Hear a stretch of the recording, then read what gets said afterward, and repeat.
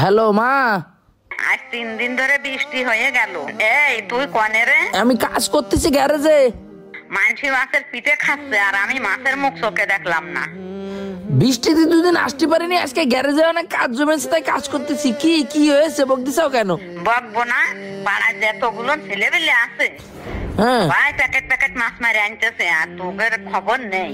ওই পানিতে চুলকনি, পানিতে আমি নামতে পারবো না। এই তুই কি জমিদার হয়েছিস? পানি দিলাতে পারবি না? তোমার কি কুলিন খুশে যাবে না? দেশের ছেলেবেলে মাছ মারতেছে। দেশের ছেলেবেলে মাছ মারতেছে, তাহলে দেশের ছেলেবেলের যে ডেকে নিয়ে আসো যাও। দেশের ছেলেবেলের সাথে আমার সবসময় তুলনা দাও। দেশের ছেলেবেলে যখন ঘুরে বেড়াই, দেশের ছেলেবেলে যখন মোটরসাইকেল চালায় বেড়াই, ফ্যানের তলে শুয়ে থাকে, তখন আমার সাথে তুলনা দাও না কিসের জন্য? তোমার খাতি খাতি নারী হয়েছে গেল, তুমি পানি দিলে আপনি পারবা না। জাল নিয়ে এসে মাছ মারো আর না বাড়ি উঠতে দেবে। জাল কিনে টাকা নেই আমার কাছে, এখন রাখো। কপাল আমার, এই মাছ আমি যদি এখন না মারি সারা রাত আমার সাথে বকর বকর করবে মা, যে মাছ মারলো দেশের লোক, তুই মারলি না। এ তুই এনে বসে রয়েছিস কেন? দোকান বন্ধ কেন? আরে দোকান বন্ধ না, দুপুরে ভাত খেতে গেলাম, আইসে দেখি মহাজন এখনো দোকান খুলিনি, তাই আর কি বসে রয়েছি। ও করছি রুমেল, একটা উপকার করবি ভাই? কি উপকার?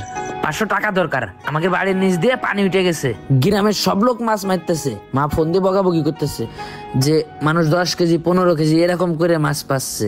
এখন একটা জাল কিনবো, তুই 500 টাকা দে, আমার কাছে 250 টাকা মতো আছে। আরে না, আমার কাছে বেশি টাকা পয়সা নেই, আমার কাছে মাত্র 500 টাকা আছে। সবসময় বাজারে পরে থাকি, কখন কমমি কিরাম কোন কাজে লাগবে না, তোরে দিলে আমি কি করবা না? ওরে পাগল, 500 টাকা তুই দিলি, আমি যদি 5 কেজি মাছ পাই তোর অন্ত অর্ধেক দেবো, 250 টাকা 2.5 কেজি, তাহলে কি হবে?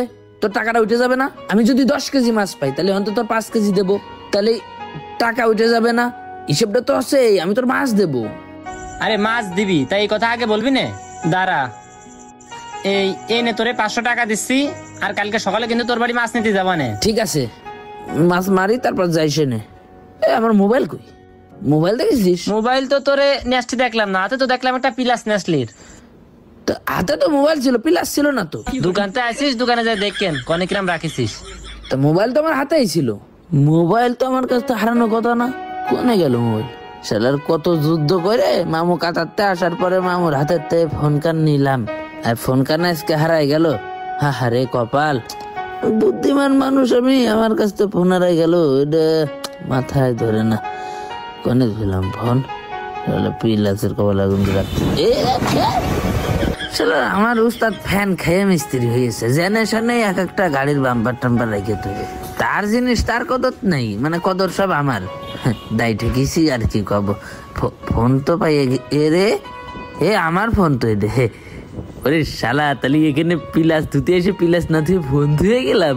শালার পিলাসের কপাল আগুন দিয়ে এদের অন্য জায়গা স্ট্যান্ড বানাবো। তুই এনে থাকবি পিলাস, তোরা নিজের তাকে রাখবো না।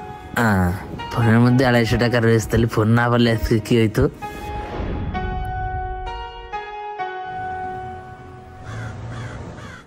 আমার মার আমার প্রতি একটু যদি মায়া থাকতো তাহলে এই চুলকনি পানিতে নামে মাছ ধরতে কইতো না। এই প্রথম একটা মা দেখলাম যার কাছে সন্তান এসছে মাছের মূল্য অনেক বেশি।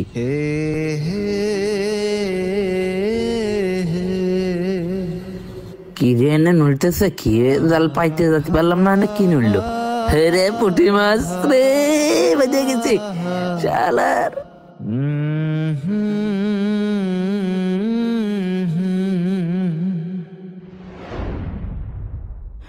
কিরে আমার জালের খুঁটি কই?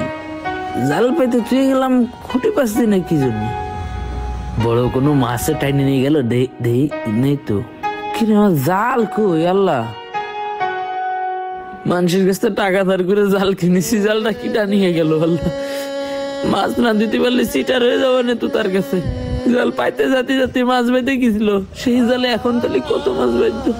আমার মা মাছ চচ্চড়ি করবে দেখে ঝাল মশলা নিয়ে বসে রয়েছে, আর আমি মাছ না নিয়ে গেলে মাছ কবে নাকি। একটা জাল পাতেছি, জালটাও চুরি হয়ে গেল। এই সমাজের উন্নতি কবে হবে? কি করতেছিস? জাল পাতা ছিল, জাল দেখেছেন ভাই? ও জাল রুমেল নিয়ে গেছে, পুঁটি মাছ চলাইছিল অনেক। কেন নেবে কেন? ও রুমেল লেফেল রুমেল ওই কেদারি লোক।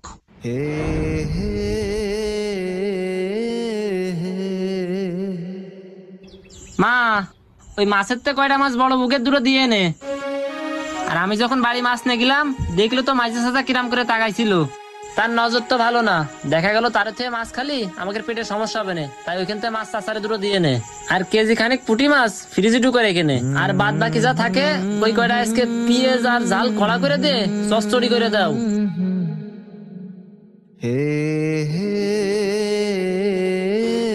এ ভাই মানে আমার জাল কই, আমার মাছ কই? তোর মাছ কই তো জাল কই, তা আমার কাছে শুনতেছিস কেন? এ তুই জল আমার জাল আর আমার মাছ কই, আমার মাছ ফেরত দে। তুই যে 500 টাকা নিয়ে গেলি আমার কাছ থেকে মাছ দিবি বলে, তুই আগে আমার মাছ দে।